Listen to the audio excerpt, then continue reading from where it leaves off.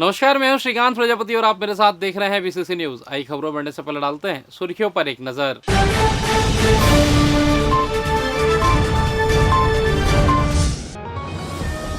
एक पेड़ मां के नाम बना महाअभियान, रोपे गए लाखों पौधे।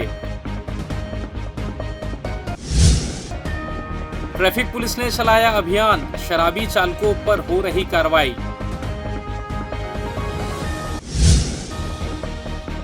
राजधानी में कांग्रेस की आम सभा, जिले में प्रभारी ने ली बैठक। मानसून की सक्रियता से जारी है बारिश, अगले 3 दिनों तक अलर्ट जारी। तो ये थी सुर्खी, अब खबरें विस्तार से। पर्यावरण संरक्षण को समर्पित एक पेड़ मां के नाम अभियान के दूसरे चरण के तहत पूरे जिले में व्यापक पौधारोपण किया गया। केंद्रीय आवासन एवं शहरी विकास राज्य मंत्री तोखन साहू ने बिल्हा ब्लॉक के परसदा भटगांव में पौधा लगाकर अभियान की शुरुआत की। इस अवसर पर बिल्हा विधायक धर्मलाल कौशिक, कलेक्टर संजय अग्रवाल सहित अनेक जनप्रतिनिधि व अधिकारी मौजूद रहे। जिले में वन, उद्यान, पंचायत एवं ग्रामीण विकास, नगरीय प्रशासन सहित विभिन्न विभागों की सहभागिता से स्कूलों, आंगनबाड़ी, सड़क किनारों और ब्लॉक मुख्यालयों में सघन पौधारोपण कर 3,72,000 से अधिक पौधे रोपे गए। गौठाने और उद्योग क्षेत्रों में भी फलदार और छायादार पौधे लगाए गए। कार्यक्रम को संबोधित करते हुए केंद्रीय मंत्री श्री साहू ने कहा कि पेड़ लगाना मां के प्रति श्रद्धा और प्रकृति से जुड़ने का प्रतीक है। विधायक श्री कौशिक ने भावी पीढ़ियों के बेहतर भविष्य के लिए वृक्षारोपण की आवश्यकता पर बल दिया। कलेक्टर श्री अग्रवाल ने गिरते जल स्तर पर चिंता जताते हुए अधिक पौधे लगाने की अपील की। उस अवसर पर शहीद विशुनदास कुर्रे के परिजनों और 500 पौधे लगाने वाले हरवेंद्र निर्णेजक को सम्मानित किया गया। वहीं कलेक्टर और एसएसपी ने वेद परसदा में पौधारोपण कर पर्यावरण बचाने का संदेश दिया। पूरे जिले में रविवार को हर वर्ग ने बढ़ चढ़कर अभियान में भाग लिया और हरियाली का संदेश दिया। मतलब पेड़ लगाना और उसको भूल जाना, ऐसा ही है ना? क्यों? पेड़ लगाना भूल जाना, पेड़ लगा के भूलना नहीं। वो आपकी जवाबदारी है कि जिस पेड़ को लगाए हो तो समय समय पर आकर के देखो पेड़ जिंदा रहे, और जीवित रहेगा तो हमसे ज्यादा उम्र तक वो रहेगा। अभी केवल कुछ साल बचाने की जवाबदारी हमारी है। अभी हम उसकी रक्षा करेंगे, बाद में वो पेड़ हम लोग की रक्षा करेंगे। तो हम लोग को साल, 2 साल, 3 साल का रक्षा करना है। हमारे जीवन काल तक और आने वाली पीढ़ी तक के वो पेड़ हमारी रक्षा करेंगे। ऑक्सीजन हमको प्राप्त होता रहेगा। टीवी जब भी खोलो तो मैं 2-3 दिन से देख रहा हूँ, राजस्थान में बारिश नहीं होती, राजस्थान बाढ़ के चपेट में। एक पेड़ माँ के नाम, एक पेड़ माँ के नाम क्यों कहा गया? यदि हम माँ के नाम पर पेड़ लगाएंगे तो उस पेड़ की सुरक्षा की जिम्मेदारी भी हमारी रहेगी। इस संसार पर माँ से बड़ा कोई भी नहीं हो सकता। सबसे बड़ा कोई भगवान है तो माँ सबसे बड़ा भगवान है, और हमारी माँ की माँ है तो ये धरती मैया है। तो जब हम माँ के नाम पर पेड़ लगाएंगे तो उस पेड़ की देखभाल भी करेंगे, उसकी सुरक्षा करेंगे, वो पेड़ आगे बढ़े, वो पेड़ बढ़ता रहे। तो जब हम पेड़ लगाएंगे, पेड़ बढ़ेगा, उसमें अनेक जीव अपना घोंसला बनाएंगे, उस पर भोजन ग्रहण करेंगे उस पेड़ से। तो जाने अनजाने में हम ऐसे लाखों जीवों जो भोजन करेंगे, उसका पुण्य लाभ हमको मिलेगा कि नहीं मिलेगा? मिलेगा। कोई भी जीव उस पर घोंसला बनाएंगे, उस पर भोजन करेंगे, उस सबका पुण्य लाभ हम सबको प्राप्त होगा। कि जब हमारे पास सब चीजें अच्छी है तब हमने उसका महत्व नहीं समझा, और वो चीजें धीरे धीरे हमसे दूर हो रही हैं तब हम उसका महत्व समझ रहे हैं। गर्मी में हम सब लोगों ने देखा है, पहले 45 डिग्री से ऊपर टेम्परेचर बहुत कम होता था। अब मई महीने में कम से कम 15 दिन 45 डिग्री या उससे ज्यादा टेम्परेचर होता है। पानी का लेवल जो नीचे चला जा रहा है, आने वाले समय में हमारे जो छोटे छोटे बच्चे हैं, जब वो होश संभालेंगे तो मुझे लगता है 1000 फीट से ऊपर पानी खोदेंगे तो शायद मिलेगा या नहीं मिलेगा उसकी कोई गारंटी नहीं है। अभी ही समय है जब हम बेहतर कर सकते हैं अपने आसपास को। तो इसी क्रम में, और मुझे खुशी है कि अभी क्या निर्णेजा जी अविन निर्णेजा जी 500 पेड़ इन्होंने न केवल लगाया बल्कि जीवित भी रखा। जिले में लगातार हो रही बारिश से जनजीवन प्रभावित हो रहा है। शहर के कई क्षेत्रों में जल भराव की स्थिति उत्पन्न हो गई है। रविवार को सिटी कोतवाली थाना क्षेत्र के कतियापारा दुर्गा चौक में एक जर्जर मकान की दीवार गिर गई। जानकारी के अनुसार गणेश गढ़ेवाल के पुराने मकान की दीवार बारिश के चलते अचानक धराशायी हो गई। दीवार गिरने से उसके पास खड़ी की स्कूटी पूरी तरह क्षतिग्रस्त हो गई। हालांकि गनीमत रही कि हादसे के समय वहां कोई व्यक्ति मौजूद नहीं था, जिससे जनहानि टल गई। स्थानीय लोगों ने बताया कि यह मकान पहले से ही जर्जर हालत में था और बारिश ने इसकी स्थिति कमजोर कर दी थी। घटना के बाद क्षेत्रवासियों में डर का माहौल है। प्रशासन से मांग की जा रही है कि शहर में स्थित ऐसे पुराने और कमजोर भवनों को शीघ्र जांच कर आवश्यक कार्रवाई की जाए, ताकि भविष्य में किसी बड़े हादसे को टाला जा सके। साथ ही लोगों से अपील की गई है कि वे ऐसे जर्जर मकानों के आसपास सतर्कता बरतें। बिलासपुर के इन्यूबेशन सेंटर में कार्यशाला आयोजित की गई थी, जहां एंटरप्रेन्योर और इनोवेशन के मामले ने रायपुर से आए बच्चों को अहम टिप्स दी गई।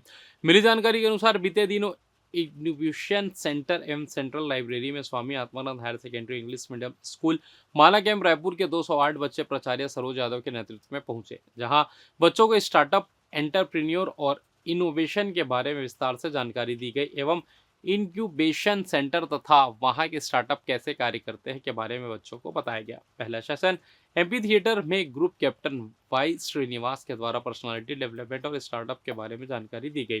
साथ ही कहा गया कि 2030 की प्लानिंग अभी से करने पर सफलता मिलने की 100% ज्यादा होगा। दूसरा सेशन कॉन्फ्रेंस हॉल में इन्क्यूबेशन सेंटर प्रभारी डॉक्टर धनंजय पांडे ने विस्तार से इनोवेशन का संबंध स्टार्टअप से कैसे होता है और डिजाइन थिंकिंग का इसमें क्या भूमिका है के बारे में बताया। साथ ही स्टूडेंट्स को स्टार्टअप के बारे में जानकारी दी। डॉक्टर आर के गौराहा ने छात्रों को बताया कि स्टार्टअप और इनोवेशन में क्या क्या सावधानियां बरतनी चाहिए, जिससे स्टार्टअप को सफलतापूर्वक संचालित किया जा सके। इसके साथ ही बच्चे इंक्यूबेशन सेंटर बिलासपुर के 13 स्टार्टअप से मिले और उनसे जानकारी ली गई। इधर नशे में वाहन चलाने वालों पर बिलासपुर यातायात पुलिस ने सख्त रुख अपनाते हुए बीते माह में 385 वाहन चालकों के खिलाफ मोटर यान अधिनियम की धारा 185 के तहत कार्रवाई कर सभी प्रकरणों को न्यायालय में प्रस्तुत किया। इन मामलों में न्यायालय द्वारा 33 लाख से अधिक की समन शुल्क वसूली की गई। आपको बता दें कि पुलिस अधीक्षक एवं यातायात एडिशनल एसपी रामगोपाल कार्यालय के मार्गदर्शन में लगातार ब्रीथ एनालाइजर के माध्यम से चेकिंग की जा रही है। जांच में शराब सेवन की पुष्टि होने पर संबंधित चालकों के वाहन जब्त कर प्रकरणों को न्यायालय भेजा जा रहा है। पुलिस का कहना है कि नशे में क्लच, ब्रेक और स्टीयरिंग पर नियंत्रण संभव नहीं होता, जिससे दुर्घटनाओं का खतरा बढ़ जाता है। ऐसे में आम नागरिकों, राहगीरों और पशुओं की सुरक्षा भी प्रभावित होती है। आदतन शराबी चालकों पर निगरानी रखने के लिए यातायात मुखबिर तैनात किया गया है, ताकि भविष्य में गंभीर हादसों से बचा जा सके। यातायात पुलिस ने वाहन मालिकों और ट्रांसपोर्टरों को हिदायत दी है कि वे ऐसे चालकों को हटाएं, अन्यथा उनके खिलाफ भी कार्रवाई की जाए। साथ ही सभी नागरिकों से अपील की गई कि वाहन चलाते समय शराब का सेवन न करें और यातायात नियमों का पालन कर एक सुरक्षित समाज की स्थापना में सहयोग करें। और फिलहाल यहाँ वक्त तो चला छोटा सा ब्रेक का, मिलते हैं ब्रेक के बाद, कहीं जाइएगा नहीं।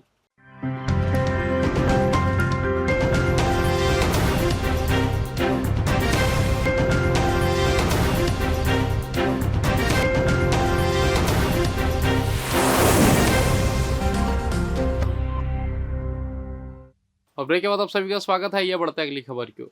7 जून को राजधानी रायपुर में होने वाली आम सभा की जानकारी देने किसान जवान संविधान आम सभा के बिलासपुर प्रभारी पूर्व मंत्री विधायक उमेश पटेल ने कांग्रेस भवन में बैठक ली।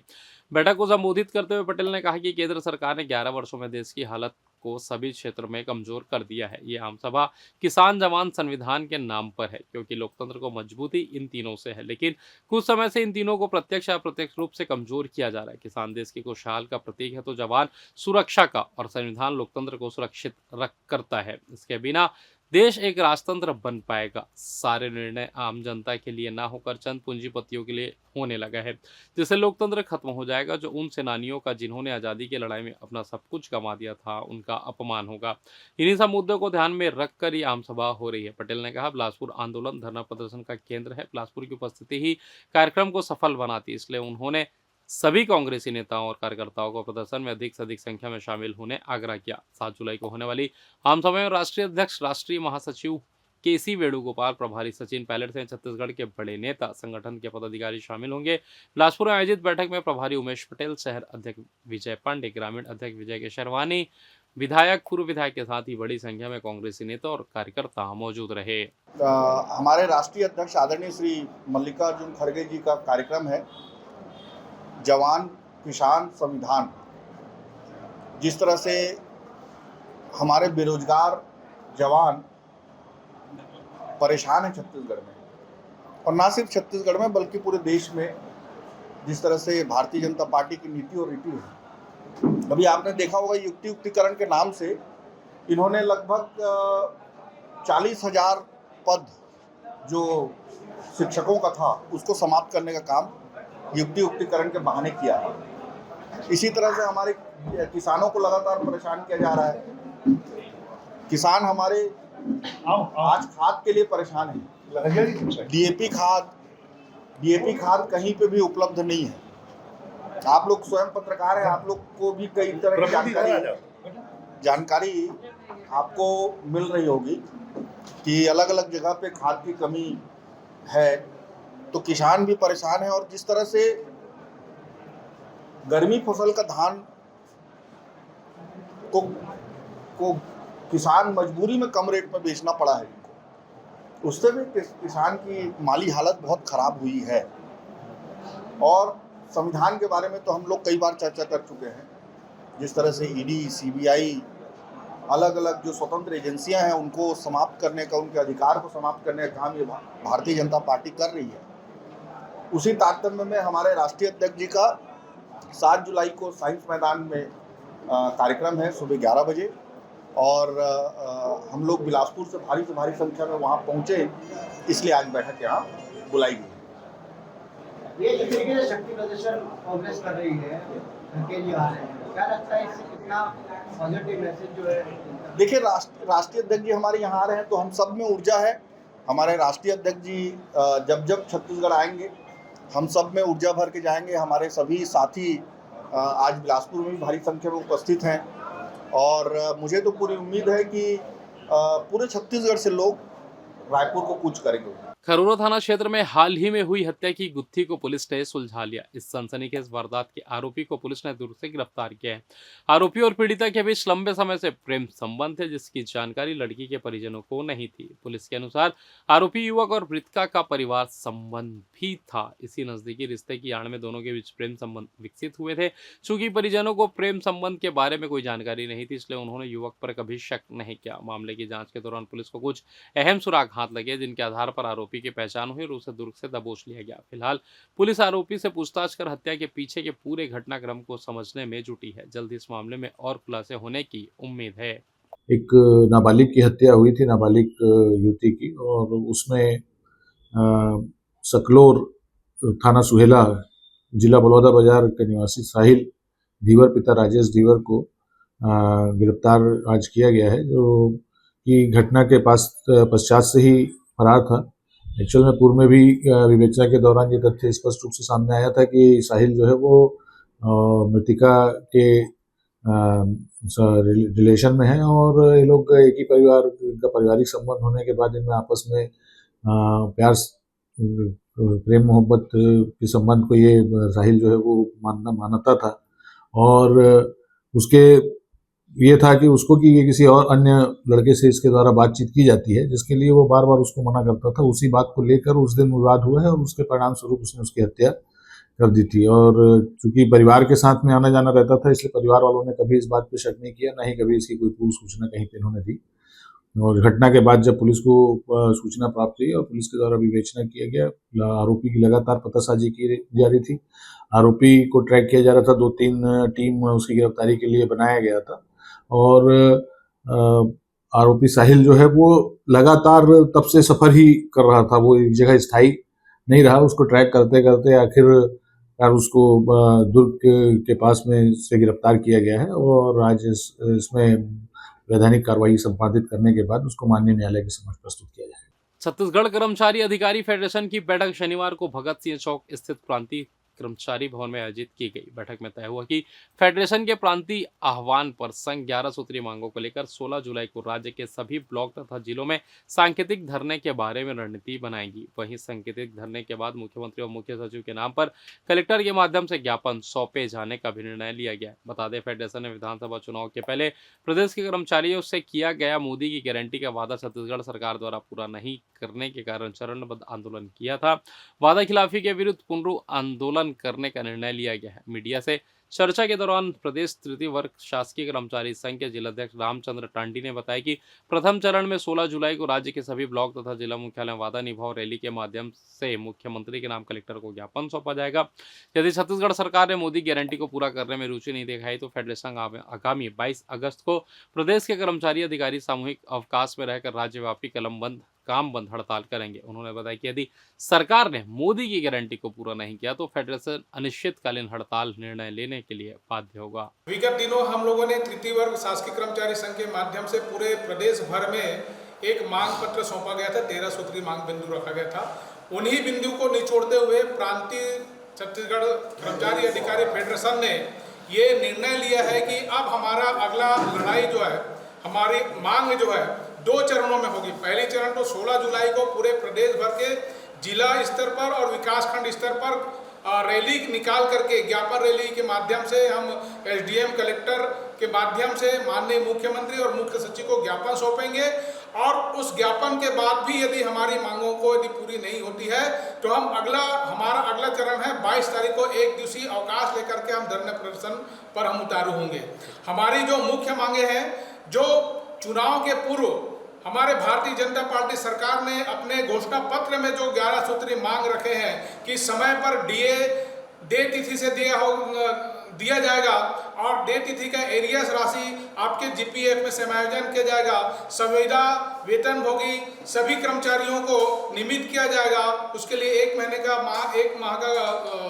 के लिए समिति गठन किया जाएगा, इत्यादि सभी मांगों को हम लेकर के आगे बढ़ रहे हैं। क्योंकि ये भारतीय जनता पार्टी सरकार ने अपनी घोषणा पत्र में दिया है और ये हमारी कोई मांग नहीं है, ये तो हमारी नैतिक अधिकार है, ये हमारा नैतिक अधिकार है, ये सरकार को देना चाहिए। यदि ये सरकार समय रहते हुए हमारी मांगों को हमारे त्वरित पूरा नहीं करता है तो हमारे दो चरणों की लड़ाई है, बहुत जोर शोर से होगी और इसके लिए हम तैयारी कर दिए हैं। आज 6 तारीख को पूरे प्रदेश में जिला स्तर की बैठक रखी गई है कर्मचारी अधिकारी फेडरेशन की और आज हम रणनीति बनाएंगे और उस रणनीति में सबसे पहले तो 16 जुलाई को हम दोपहर को एसडीएम और कलेक्टर के माध्यम से माननीय मुख्यमंत्री जी को और मुख्य सचिव के नाम से हम ज्ञापन सौंपने जा रहे हैं और उसकी अगली लड़ाई यदि नहीं होती है तो निश्चित मानिए कि 22 तारीख को हमारा बहुत ही जोर शोर से एक दिवसीय धरना प्रदर्शन करेंगे। इधर रायपुर में ट्रेड यूनियनों का राष्ट्रीय व्यापी हड़ताल का आह्वान किया गया है जो 9 जुलाई को होने वाला है। इस हड़ताल में ट्रेड यूनियनें निजीकरण और श्रम संहिता में बदलाव के खिलाफ विरोध प्रदर्शन करेगी। मीडिया से चर्चा के संयुक्त ट्रेड यूनियन के पदाधिकारियों ने कहा कि देश भर में तमाम सरकारी बड़े सेक्टर का निजीकरण किया जा रहा है जो मजदूर और आम लोगों का विरोधी है। बीमा, रक्षा, बैंक, रेल, कोल सबका निजीकरण किया जा रहा है। अर्थव्यवस्था संकट में है।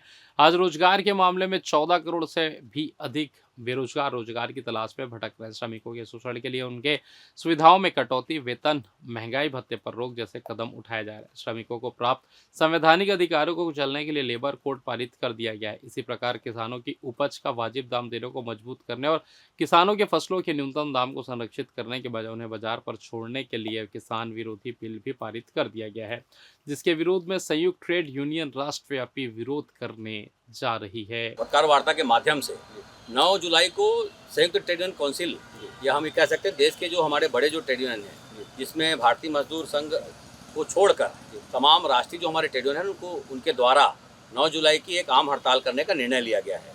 इसके लिए लगातार पूरे देश भर में अलग अलग राज्यों में इसके बैठकें का दौर जारी है। साथ में इसमें केंद्रीय कर्मचारी और राज्य कर्मचारी भी इसमें शामिल होंगे। मैं समझता हूँ कि आने वाले ये 9 जुलाई की जो हड़ताल है, पूरे राष्ट्रव्यापी जो हड़ताल जो है, काफ़ी एक असर सरकार पर पड़ेगा। देखिए, बात यह है कि देश के हर हिस्से के मजदूरों ने, सारे केंद्रीय ट्रेड यूनियन, राज्य कर्मचारी, बैंक बीमा कर्मचारी, असंगठित संगठित क्षेत्र के मजदूर, जिसमें इंटक, सीटू, एटक, एक्टू, एचएमएस शामिल है। भारतीय मजदूर संघ को छोड़कर बाकी सारे ट्रेड यूनियन इस हड़ताल में शामिल है। वो 9 जुलाई को एक दिन की देशव्यापी हड़ताल करेंगे। इस हड़ताल की सबसे पहली मांग है कि केंद्र सरकार ने कोरोना अवधि के दरमियान मजदूरों के प्रबल प्रतिरोध के बावजूद विपक्ष की गैर मौजूदगी में हिंदुस्तान के मजदूरों ने लंबे संघर्ष के बाद जो कुछ कानूनी ट्रेड यूनियन अधिकार हासिल किए थे, उसे समाप्त करके उसे श्रम संहिता में तब्दील कर दिया। हम ये मांग कर रहे हैं कि ये श्रम संहिता वापस ली जानी चाहिए और साथ ही साथ इस सरकार की जो बड़े पैमाने पर निजीकरण की नीति है, देश के सार्वजनिक संसाधनों को केवल अदानी अंबानी के हवाले करने की जो मुहिम है, हर काम स्थायी काम को जो है ठेकाकरण करने की कोशिश हो रही है।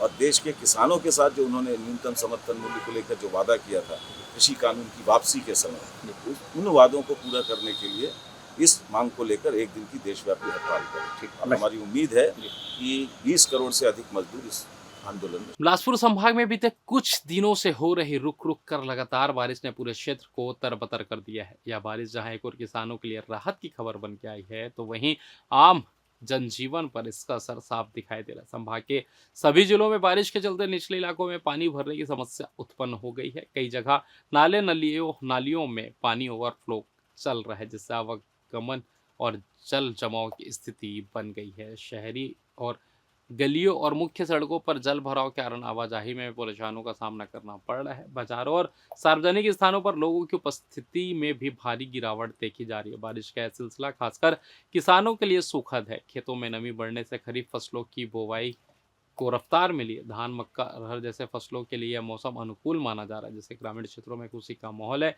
मौसम विभाग ने आगामी 3 दिनों तक किसी प्रकार के मौसम की संभावना जताई है। विभाग के अनुसार दक्षिण पश्चिम मानसून सक्रिय है और बादल छाए रहने के साथ साथ गरज चमक के साथ हल्की से मध्यम बारिश होती रहेगी।